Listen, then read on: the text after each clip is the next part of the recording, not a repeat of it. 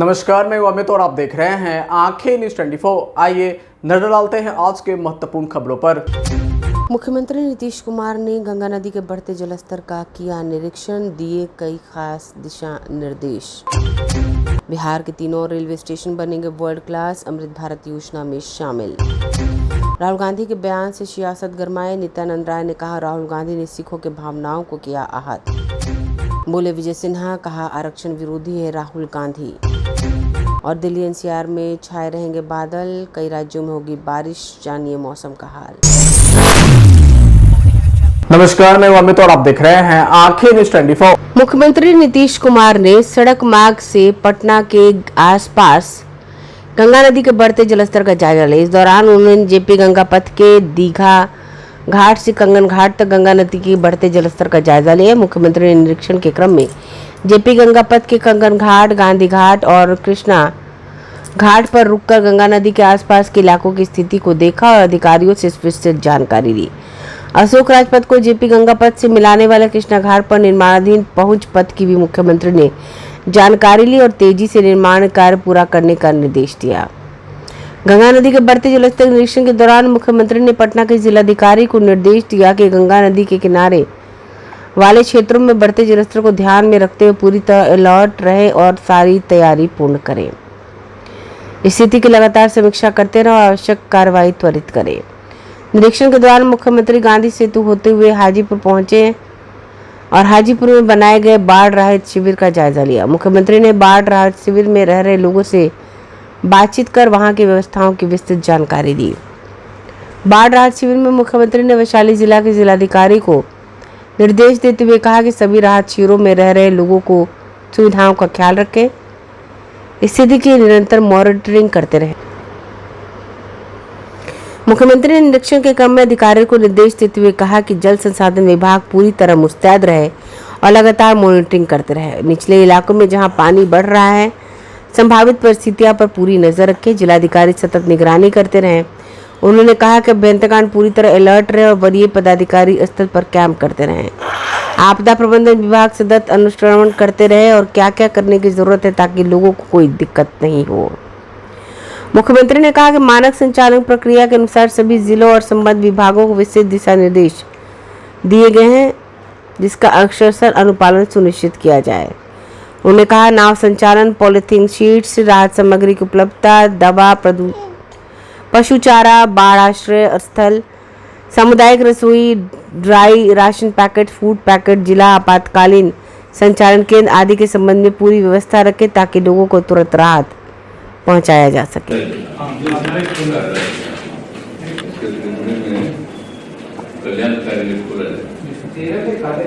और 12 में और खोलने का प्रस्ताव 25 हो जाएगा, 25 जिले में हो जाएगा। बाकी में से संख्या क्योंकि कम है, इसीलिए पुरस्कार के लिए राशि जो है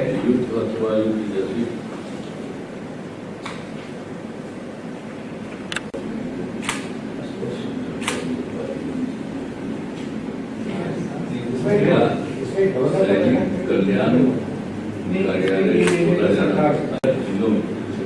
13 जनों पहले से सैनिक कल्याण कार्यालय खुला हो और 7,500। नमस्कार, मैं अमित और आप देख रहे हैं आंखें न्यूज 24। गृह मंत्रालय ने सीबीआई को लालू परिवार के खिलाफ लैंड फॉर जॉब मामले की जांच की अनुमति दी है, लेकिन इसको लेकर केंद्रीय गृह राज्य मंत्री नित्यानंद राय ने कहा लालू परिवार ने गरीबों को लूटा है, बेसहारों से बेरोजगारी से ज़मीन लेकर नौकरी देने का काम किया है, लोगों का ज़मीन पर बेचवा दिया। बहुत सारे ऐसे लोग हैं जिन्हें ज़मीन बेचवा दिया, नौकरी नहीं दी उनको, तो क्या उन पर मुकदमा नहीं चलने चाहिए। अमेरिका में राहुल गांधी द्वारा सिखों पर दिए गए बयान पर दिल्ली में सिख मंत्रिमंडल की मुलाकात केंद्रीय गृह मंत्री नित्यानंद राय से हुई। इसको लेकर राहुल गांधी ने कहा कि राहुल जी और कांग्रेस हमेशा बयान देती है जो बिल्कुल देश हित में नहीं होता, समाज हित में नहीं होता। सिखों के खिलाफ उन्होंने बयान दिया है और उनकी भावनाओं को ठेस पहुंचाया है। राहुल गांधी को सिखों के बलिदान, समर्पण और हिंदुस्तान के लिए बलिदान को, उनके इतिहास को पढ़ना चाहिए। भाइयों के साथ जो भी आपत्तिजनक अपमान का शब्द दिए हैं वो बिल्कुल सरासर गलत है। राहुल गांधी ने बहुत बड़ी गलती की है। राहुल गांधी जी और कांग्रेस हमेशा वैसा बयान देती है जो बिल्कुल देश हित में नहीं होता है, समाज हित में नहीं होता है। सिखों के खिलाफ जो बयान उन्होंने दिया है उससे सिख भाई काफ़ी मर्माहत है और उनकी भावनाओं को ठेस पहुंचा है। हम लोग सिखों के सम्मान को कभी न गिरने देंगे, न झुकने देंगे, न उस पर ठेस पहुंचने देंगे। राहुल गांधी को सिखों के बलिदान, समर्पण और इस हिंदुस्तान के लिए किए गए बलिदान को और उनके इतिहास को पढ़ना चाहिए। सिख भाइयों के साथ जो भी आपत्तिजनक और अपमान का शब्द किए हैं वह बिल्कुल सरासर गलत है। राहुल गांधी जी ने बहुत बड़ी गलती की है। राहुल गांधी जी और कांग्रेस हमेशा वैसा बयान देती है जो बिल्कुल देश हित में नहीं होता है, समाज हित में नहीं होता है। सिखों के खिलाफ जो बयान उन्होंने दिया है उससे सिख भाई काफ़ी मर्माहत है और उनकी भावनाओं को ठेस पहुंचा है।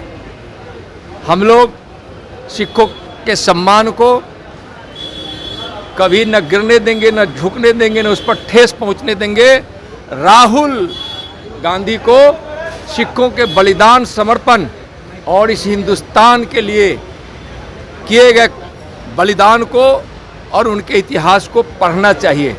सिख भाइयों के साथ जो भी आपत्तिजनक और अपमान का शब्द किए हैं वह बिल्कुल सरासर गलत है।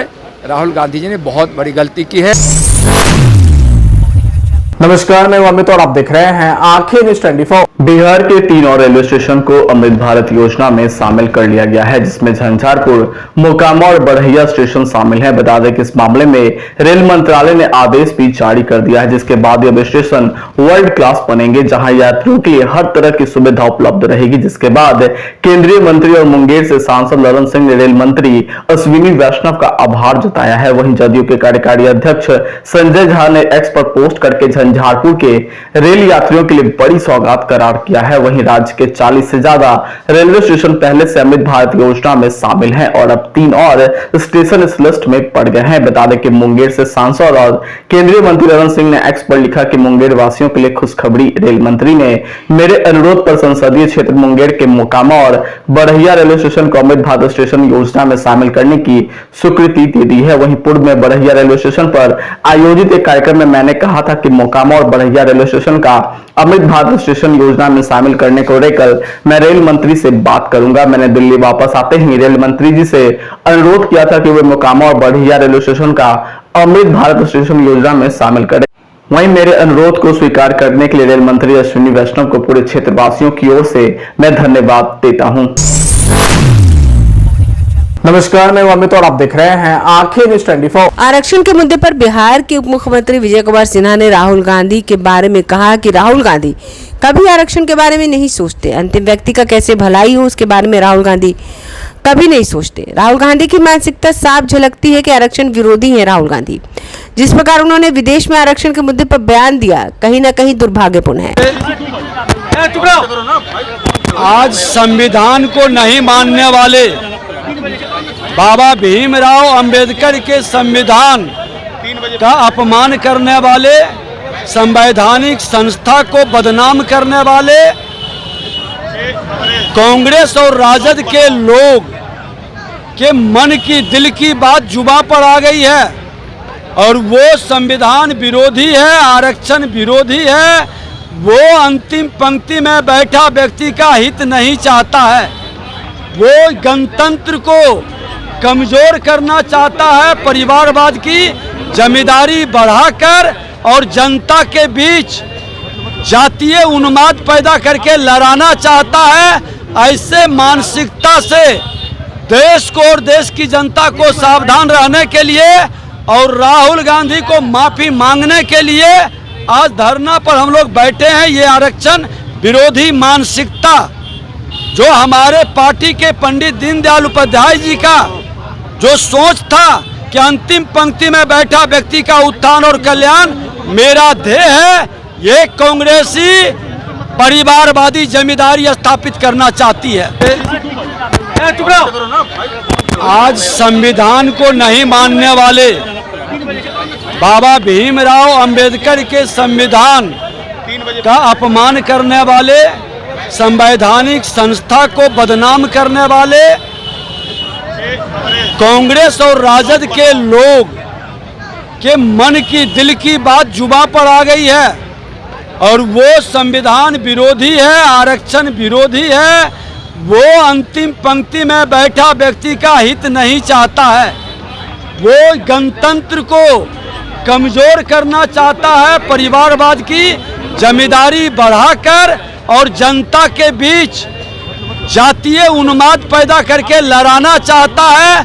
ऐसे मानसिकता से देश को और देश की जनता को सावधान रहने के लिए और राहुल गांधी को माफी मांगने के लिए आज धरना पर हम लोग बैठे हैं। ये आरक्षण विरोधी मानसिकता जो हमारे पार्टी के पंडित दीनदयाल उपाध्याय जी का जो सोच था कि अंतिम पंक्ति में बैठा व्यक्ति का उत्थान और कल्याण मेरा ध्येय है, ये कांग्रेसी परिवारवादी जमींदारी स्थापित करना चाहती है। नमस्कार, मैं अमित और आप देख रहे हैं आंखें न्यूज 24। बता दें कि इस बार मानसून लंबे समय तक टिका हुआ है। दिल्ली एनसीआर में हालांकि बारिश थम सी गई है, मगर अभी यहां के कई इलाकों में बारिश हो रही है। ऐसे में लग रहा है कि मानसून सितंबर अंत तक बना रह सकता है। इसके साथ अन्य राज्यों में बारिश का दौर भी लगातार जारी रहेगा। बता दें कि हिमाचल, यूपी और राजस्थान के कई इलाकों में भारी बारिश के आसार हैं। वहीं मौसम विभाग ने आज राजधानी दिल्ली में मौसम सुहाना होने का पूर्वानुमान लगाया है। बता दें कि शुक्रवार को यहां पर दिल्ली में दिन भर धूप खिली रही, हालांकि बीच बीच में बादल छाए रहे। यहां पर मौसम सुहाना नजर आया। वहीं मौसम विभाग के मुताबिक आज भी राष्ट्रीय राजधानी समेत आसपास के क्षेत्रों में ऐसी स्थिति बनी रहेगी। वहीं इस बार मानसून लंबे समय तक टिका हुआ है। वहीं दिल्ली एनसीआर में हालांकि बारिश थम सी गई है, मगर अभी यहां के कई इलाकों में बारिश हो रही है। ऐसे में लग रहा है कि मानसून सितंबर अंत तक बना रह सकता है। इसके साथ अन्य राज्यों में बारिश का दौर लगातार जारी रहेगा।